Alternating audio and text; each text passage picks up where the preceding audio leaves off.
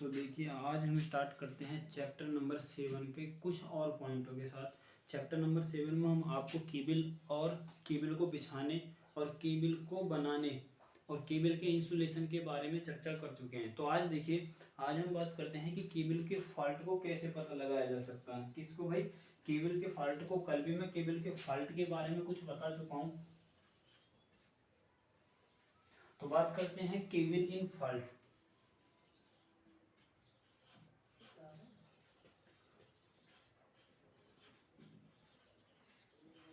Faulting cable. Cable में कौन कौन से फॉल्ट हो सकते हैं? तो देखिए, पहला फॉल्ट हो सकता है ओपन सर्किट फॉल्ट।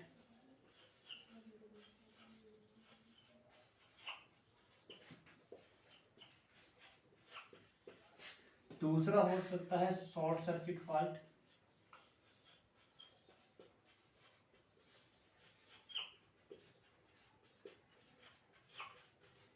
तीसरा हो सकता है ग्राउंड फॉल्ट।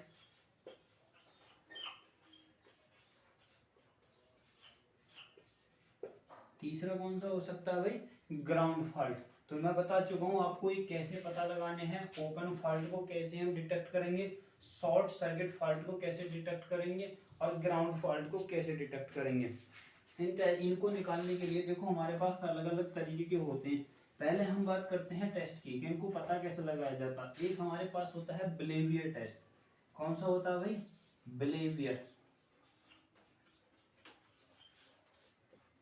बिहेवियर टेस्ट, यदि मुझे ध्यान रखना, बिहेवियर टेस्ट एक लूप टेस्ट नहीं है। इसमें किसी प्रकार का लूप नहीं बनता है, तो ये लूप की श्रेणी में नहीं आता है।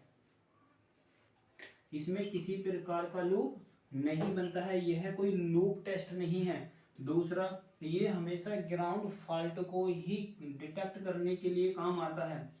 किसको? ग्राउंड फॉल्ट को। ग्राउंड फॉल्ट को डिटेक्ट करता है। तीसरा ये है ग्राउंड फॉल्ट की स्थिति, कि कहां पर फॉल्ट हुआ है। ग्राउंड फॉल्ट की लोकेशन, लोकेशन ऑफ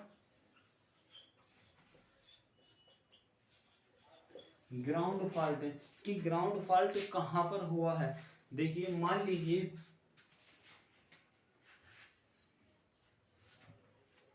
कि ये मेरे पास एक केबल है, यहाँ पर फॉल्ट हुआ है। कहाँ पर फॉल्ट हुआ है? यहाँ पर फॉल्ट हुआ है। मान लीजिए मुझे ये L1 दूरी निकालनी है। क्या निकालनी है भाई? L1 दूरी निकालनी है। ये मान लीजिए L1 डिस्टेंस है जहां पर फॉल्ट अकर हुआ है, जहां पर फॉल्ट अकर हुआ है। अब देखिए, इसके लिए फार्मूला होता है, अभी डेरिवेशन में आगे बताऊंगा। अभी इसको फार्मूले याद रखिए कि R1 बराबर होता है L1 बराबर R1 अपॉन का R अपॉन का L। L क्या है? इसकी टोटल लेंथ। L क्या है भाई? इसकी टोटल लेंथ। R1 क्या है? Per unit. जैसे कि मान लीजिए 200 मीटर का है, 1 मीटर का रेसिस्टेंस कितना होगा वह मैं स्मॉल r से दिखा रहा हूँ। टोटल रेसिस्टेंस कितना है? R। और L क्या है? इसकी टोटल लेंथ। तो L1 के लिए फार्मूला हो सकता है L into R1, L into R1 और अपॉन का कितना हो सकता है भाई? R। ये फार्मूला है जिससे मैं किसको निकाल सकता हूँ? फॉल्ट, किसी ग्राउंड फॉल्ट की डिटेक्शन को निकाल सकता हूं, या फिर ग्राउंड फॉल्ट को डिटेक्ट करा जा सकता है उसकी लेंथ को, कि कहां पर हुआ है। पहली बात ये कि यहाँ पर जो स्मॉल आर है वो पर यूनिट का रेसिस्टेंस है। किसका है? पर यूनिट का। आर क्या है? टोटल रेसिस्टेंस है। एल क्या है? केबल की टोटल लेंथ है। तो L1 बराबर में कितना लिख सकता हूँ? L इंटू R1 और अपॉन कैपिटल R। तो पहली बात ये इसमें याद रखना है, बिहेवियर टेस्ट होता है, इसमें किसी प्रकार का कोई लूप जनरेट नहीं होता है। और दूसरा, ये सबसे इसमें बेहतर बात यह है कि इसमें फॉल्ट को डिटेक्ट करने के लिए किसी भी अन्य तार की आवश्यकता नहीं होती। Not required any equipment. इसमें लिख लो,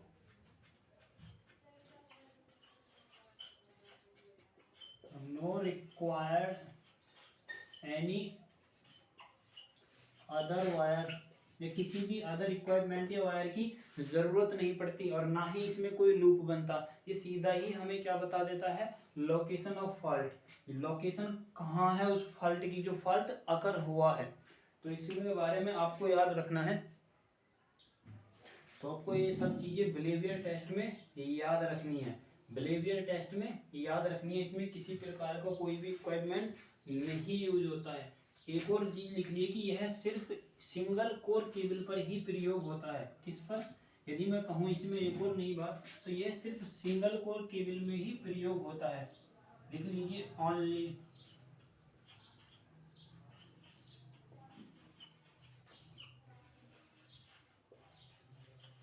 single core cable is used the behaviour test. Behaviour test सिर्फ किस पर यूज होता है? सिंगल कोर केबल पर। और इसकी सबसे बड़ी खासियत यह है कि इसमें हमें किसी अन्य प्रकार के केबल की या वायर की जरूरत नहीं पड़ती। किसके लिए? फॉल्ट डिटेक्शन के लिए। अब देखिए दूसरा हमारे पास होता है लूप टेस्ट। हम बात करते हैं केबल में ही लूप टेस्ट की।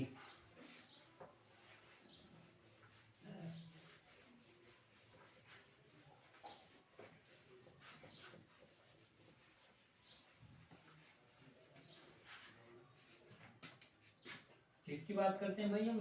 लूप टेस्ट की। पहली बात देखिए लूप टेस्ट, पहली सबसे बड़ी बात यह कि यह व्हीटस्टोन ब्रिज के सिद्धांत पर काम करता है। प्रिंसिपल किसका है?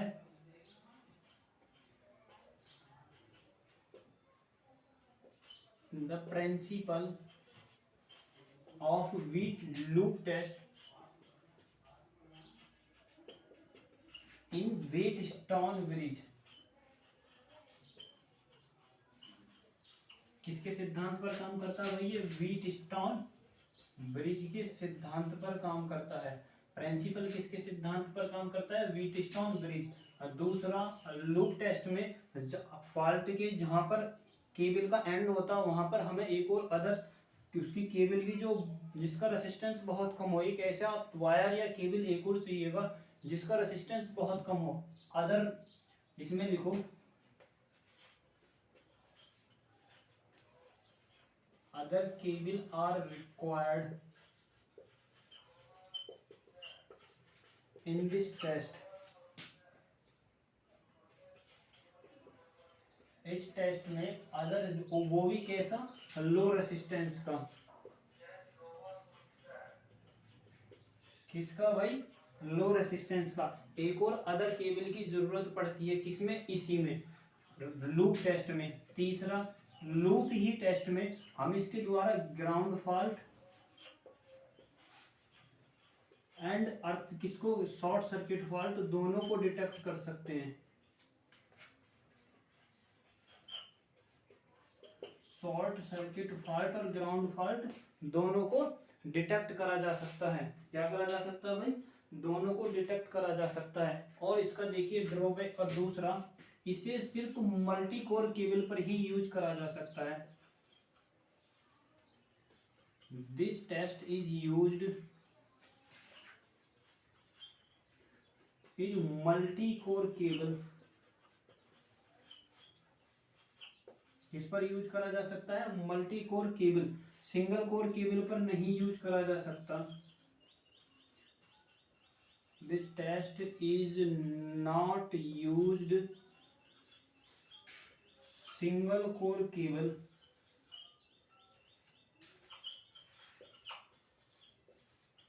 किस पर यूज नहीं करा जा सकता भैया? सिंगल कोर केबल पर यूज नहीं करा जा सकता है। और ये व्हीटस्टोन ब्रिज के सिद्धांत पर काम करता है। इसी में और भी बहुत सारी चीज होती है जैसे कि मूरे लूप टेस्ट। अभी हम पहले लूप टेस्ट के बारे में बात करते हैं। तो पहले हम बात करते हैं मूरे लूप टेस्ट की। और इसी को लूप टेस्ट का मतलब यह है कि जिसमें हम एक लूप बनाकर फॉल्ट को डिटेक्ट कर रहे हैं। अब उसी कंडीशन पर लूप के ही सिद्धांत पर मूरे ने एक सिद्धांत दिया था, उसी सिद्धांत को बोला जाता है मूरे लूप टेस्ट। तो मूरे लूप टेस्ट में देखिए अब पहले बात करते हैं मूरे लूप टेस्ट की।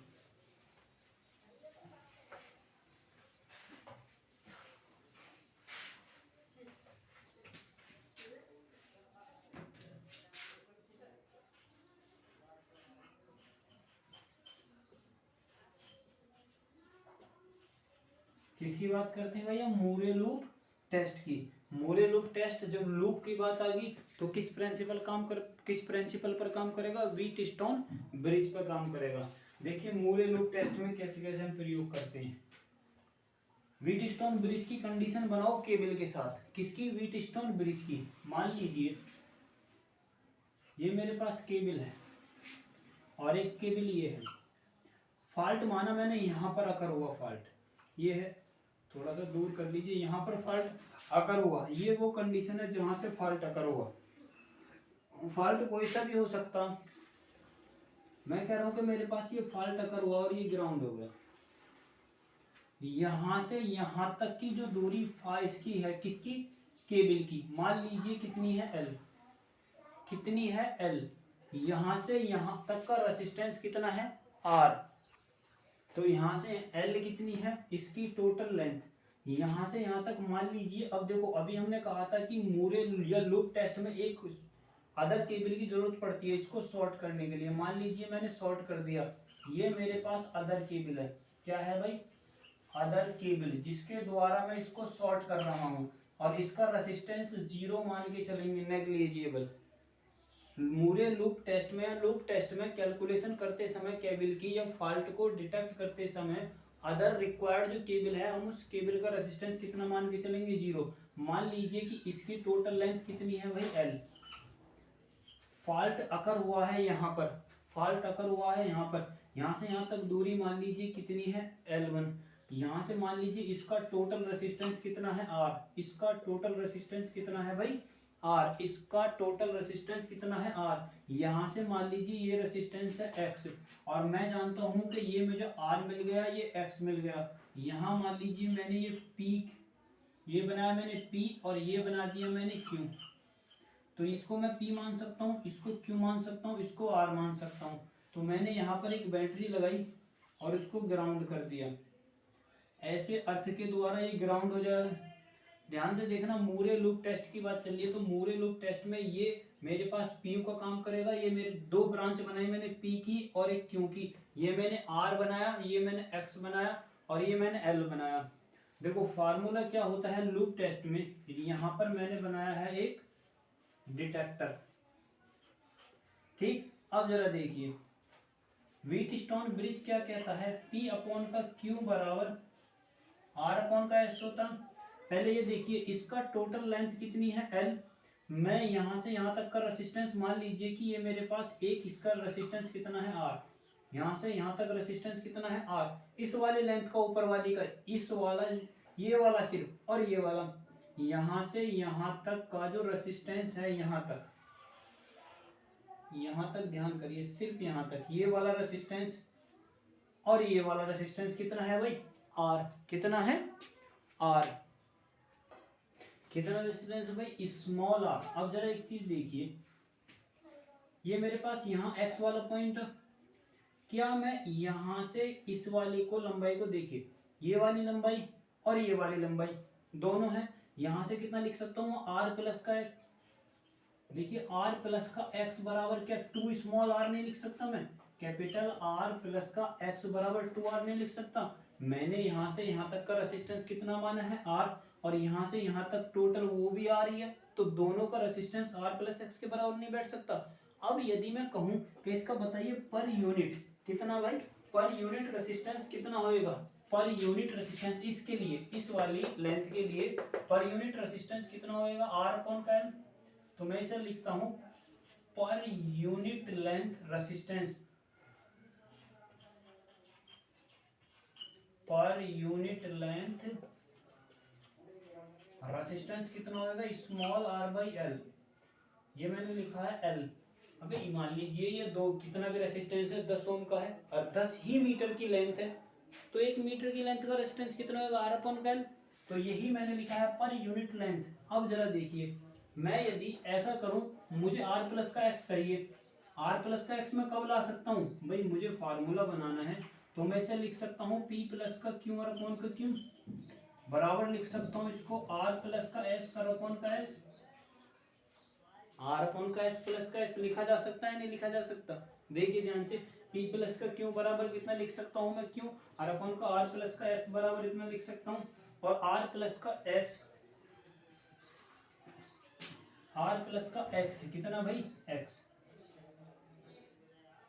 कितना है भाई एक्स, आर प्लस का एक्स बराबर इतना लिख सकता हूँ। अब जरा ध्यान से देखिए, आर प्लस का एक्स बराबर क्या मैं 2r लिख सकता हूँ, लिखा जा सकता है नहीं लिखा जा सकता, देखिए इधर इधर को देखो, आर प्लस का एक्स बराबर 2r, कितना लिख सकता हूँ मैं इसको 2r बाई एक्स, कोई दिक्कत यहाँ तक 2r बाई एक्स।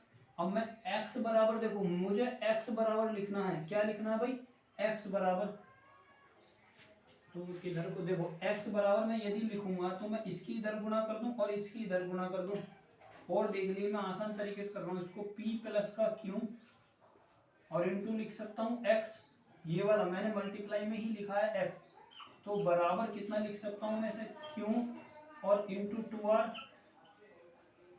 अब जरा देखिए, यदि मैं लिखूं किसके बराबर x के बराबर, तो मैं x बराबर कितना लिख सकता हूँ, q तो मेरे पास है ही, q इंटू 2r और अपॉन का p प्लस का q लिख सकता हूँ। यदि मैं चाहूं तो इसको और भी ऐसे कर सकता हूँ, देखिए कि x बराबर कितना लिख दूं, 2r को बाहर लिख दूं, इसका कंपोनेंट लिख दूं पूरा q अपॉन का p प्लस का q लिख सकता हूँ भाई, लिखा जा सकता है या नहीं। अब जरा देखिए ये मेरे पास x बराबर है, क्या है भाई x बराबर। अब जरा एक चीज ध्यान से देखिए, मुझे लेंथ डिटेक्ट करनी है, क्या निकालनी है लेंथ, पर यूनिट रेजिस्टेंस कितना है r अपॉन का l, पर यूनिट रेजिस्टेंस कितना है r अपॉन का l। अब पर यूनिट रेजिस्टेंस मेरे पास क्या है r अपॉन का l। अब देखिए जरा L1 बराबर क्या लिखा जा सकता है, L1 बराबर मैं x अपॉन का r अपॉन l लिख सकता हूँ भाई।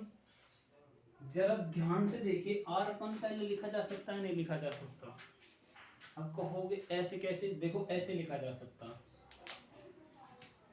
मान लीजिए ये मेरे पास टोटल रेसिस्टेंस है x, कितना रेसिस्टेंस है, टोटल रेसिस्टेंस है x, और यहाँ का पर यूनिट 1 मीटर का रेसिस्टेंस ये है भाई साहब, 1 मीटर का रेसिस्टेंस या एक किसी का भी मान लिया है पर यूनिट, चाहे वो 1 किलोमीटर का हो, 1 मीटर का हो, 1 सेंटीमीटर का हो, 1 मिलीमीटर का हो, पर यूनिट रेसिस्टेंस यदि इसका 10 है, कितना है 10, और इसका रेसिस्टेंस टोटल कितना है 20, तो जब पर यूनिट रेसिस्टेंस में इसका भाग करोगे तो इसकी लेंथ ही निकल जाएगी, क्योंकि पर यूनिट रेसिस्टेंस तब निकाला गया था जब इसमें लेंथ का भाग दिया गया था। अब मैं यदि इसमें 1 अपॉन से भाग दूंगा तो 1 अपॉन वाली क्वांटिटी मल्टीप्लाई में पहुंच जाएगी और वो सामने आ जाएगी। तो इसको मैं कितना लिख सकता हूँ, जरा देखिए L बराबर लिख सकता हूँ मैं x, L r अपॉन का r लिखा जा सकता है भाई, इसको मैं इतना भी तो लिख सकता हूँ L1 और इंटू r बराबर x इंटू एल भी तो लिखा जा सकता। ये L भाई साहब ये वाली लंबाई है, L1 मैंने इसकी लंबाई मानी है, तो यहाँ से मैं x बराबर इतना लिख सकता हूँ L1 और अपॉन इंटू L1 कितना लिख दिया मैंने, मुझे लिखना है x बराबर L1 इंटू r अपॉन का L भी लिखा जा सकता। यदि मैं इसकी क्वांटिटी को यहाँ पर उठा के रख दूं, देखिए मैं इसको थोड़ी देर के लिए हटा रहा हूँ, यदि मैं इस x की वैल्यू को यहाँ पर रख दूं तो कितना लिख सकता हूँ L1 इंटू r और अपॉन का L लिख सकता हूँ, बराबर लिख सकता हूँ 2r और इंटू कितना लिख सकता हूँ q अपॉन का p प्लस का q, और मैं इस r को r से काट सकता हूँ, तो ये मेरे पास हो जाएगा L1 बराबर 2L और इंटू Q अपॉन का P प्लस का Q। तो अब जरा देखिए ये मेरे पास वो सारे कंपोनेंट है जो मुझे मालूम है, नॉन है मेरे पास, उसके द्वारा मैं फॉल्ट की दूरी निकाल सकता हूँ कि फॉल्ट कहाँ पर हुआ है, फॉल्ट कहाँ पर हुआ है। ये मेरे पास देखो, ये मेरे पास है फॉल्ट की लोकेशन L1 बराबर 2L इंटू Q अपॉन का P प्लस का Q।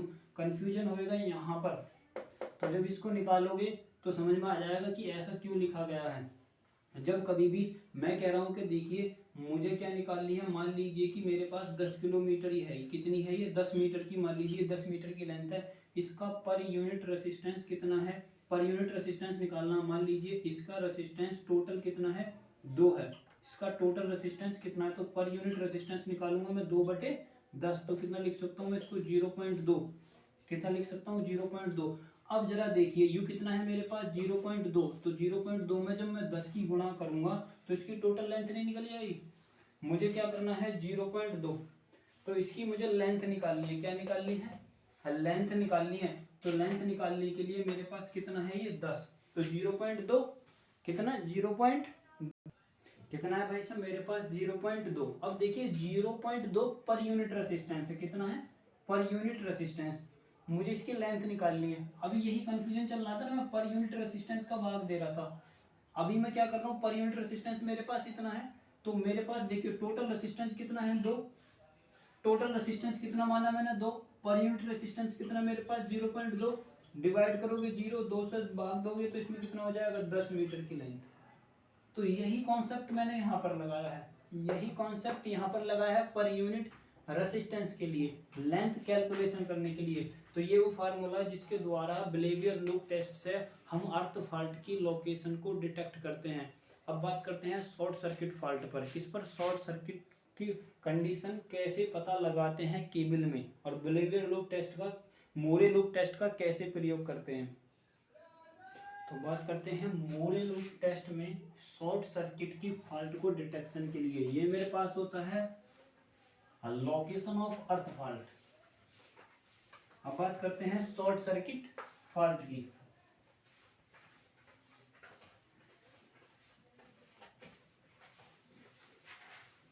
तो मोरे लूप टेस्ट में शॉर्ट सर्किट में ज्यादा कुछ नहीं है, बिल्कुल अर्थ फॉल्ट की ही सारी कंडीशन है। बस अंतर इतना है कि यहाँ पर शॉर्ट सर्किट के साथ साथ एक और बिल्कुल सही केबल की जरूरत पड़ती है, किसको शॉर्ट करने के लिए। देखिए फिर वही काम, किसके लिए, पहली बात तो ये हम किसके लिए यूज कर रहे हैं। अब इसको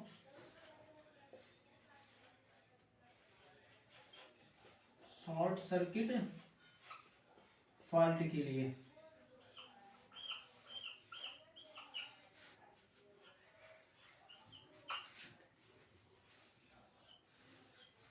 तो ये मेरे पास क्या है, वही कंडीशन, एक्स क्या नाम है, पी क्यू, ये आर, ये एक्स।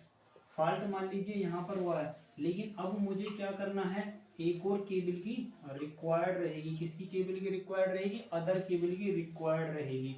ये मेरे पास लेंथ, ये मान लीजिए फिर वही ये L1 है, क्या है भाई, ये मान लीजिए मेरे पास टोटल लेंथ है L, टोटल ये वाली लेंथ मान लीजिए L, यहाँ से यहाँ तक रेसिस्टेंस मान लीजिए फिर वही R, क्या मान लिया मैंने R। ये मेरे पास कितना हो गया X। इस वाली लेंथ को मान लीजिए शॉर्ट सर्किट यहाँ पर हुआ है, ये L1 हो गया।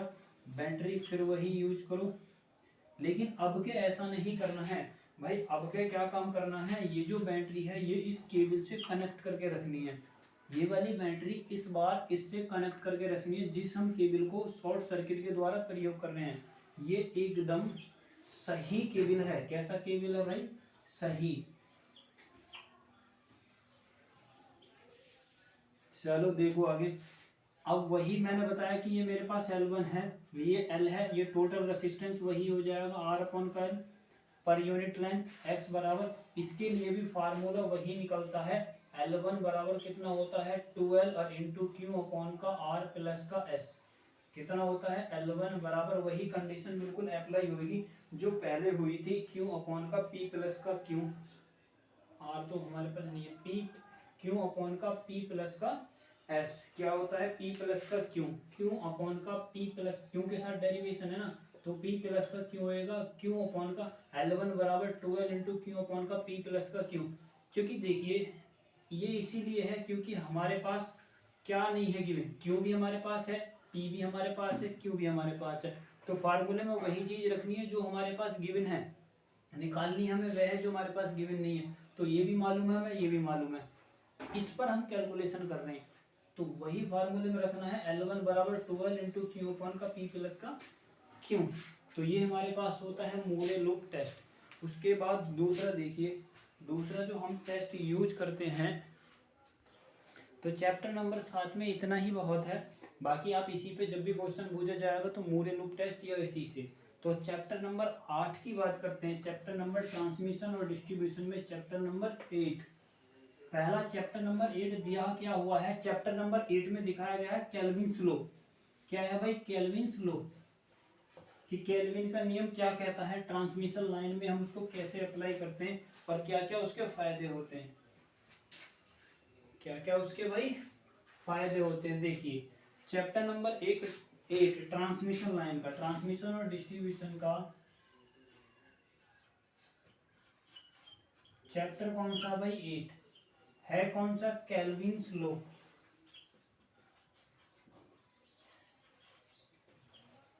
क्या है भाई केल्विन्स लॉ। सबसे पहले देखिए केल्विन्स लॉ का एम क्या है।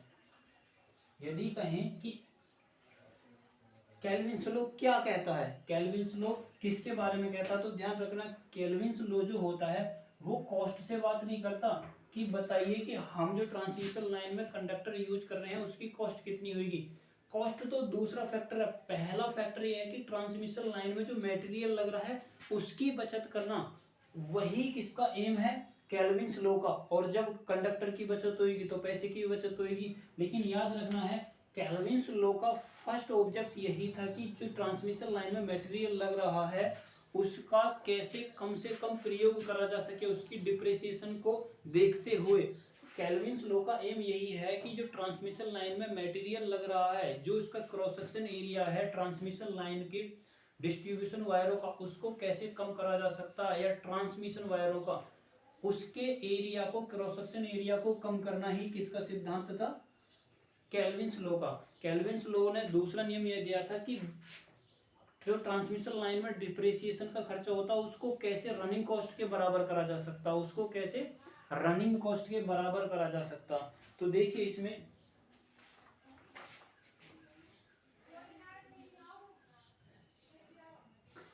एम्स यह था, केल्विन्स लॉ का एम यह था, मैं लिख देता हूं,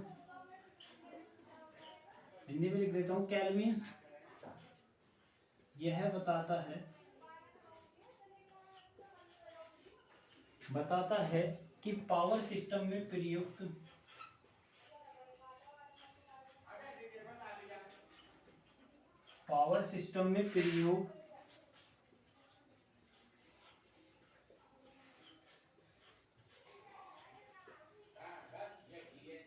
किया जाने वाला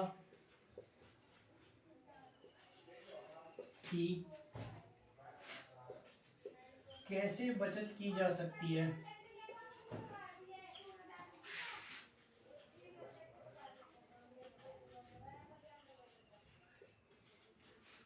ताकि उस पर आने वाला खर्च भी कम हो सके।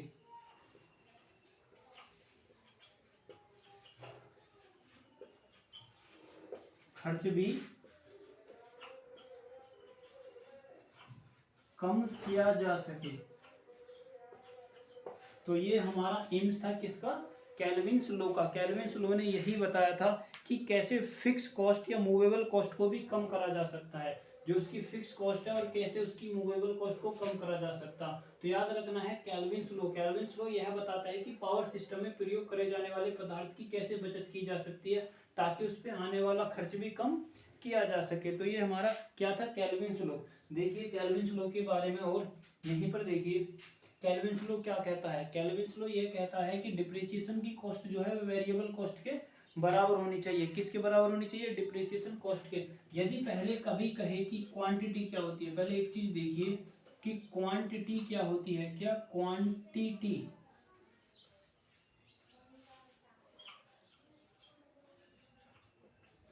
हम क्वांटिटी कैसे निकालते हैं, क्वांटिटी जब भी निकालोगे आप किसी भी चीज की, तो डेंसिटी और इनटू वॉल्यूम को मल्टीप्लाई करके ही निकालना। किससे निकालनी है भाई, डेंसिटी और वॉल्यूम से। केल्विन्स लॉ इस चीज को भी डिफाइन करेगा। अभी देखना, एनर्जी जो मेरे पास इंस्टॉलेशन कॉस्ट होती है, किसी की भी इंस्टॉलेशन जो कॉस्ट होती है, मैं यदि यहाँ से कहूँ पावर प्लांट में जो इंस्टॉलेशन कॉस्ट होती है कौन सी होती है, इंस्टॉलेशन कॉस्ट, जो C1 बराबर होती है, C मान लीजिए क्या होती है, C बराबर होती है P1 प्लस का P2 और इंटू ए। कितनी होती है, P1 प्लस का P2 और इंटू ए। ये आपको याद रखनी है।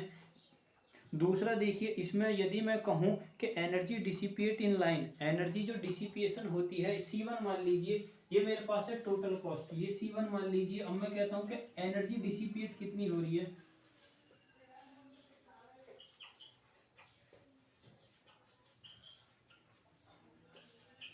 Energy dissipation in line, energy dissipation का फार्मूला होता है C2 बराबर होता है P3 अपॉन का A। ये मेरे पास P3 और A3 जितने भी हैं सारे कांस्टेंट हैं, P1 P2 और P3 क्या हैं, सारे कांस्टेंट है। और A क्या है मेरे पास, क्रॉस सेक्शन एरिया। जिस मटेरियल की मैं बचत करना चाहता हूँ किसी की भी, क्रॉस सेक्शन एरिया, किसके लिए, ट्रांसमिशन या डिस्ट्रीब्यूशन लाइन के लिए, ट्रांसमिशन या डिस्ट्रीब्यूशन लाइन के लिए। ये मेरे पास एनर्जी डिसिपिएशन है। इंस्टॉलेशन कॉस्ट मेरे पास जो होती है, जो मटेरियल लग चुका और जिस मटेरियल का मैं अब यूज करूंगा ये वो है। और जो मटेरियल मेरे पास लग चुका है C1 बराबर मान लीजिए P1 प्लस का P2, और एनर्जी डिसिपिएशन लाइन कितनी होती है, C2 बराबर P3 प्लस का A। देखिए मैं इसको आगे हल कर रहा हूँ।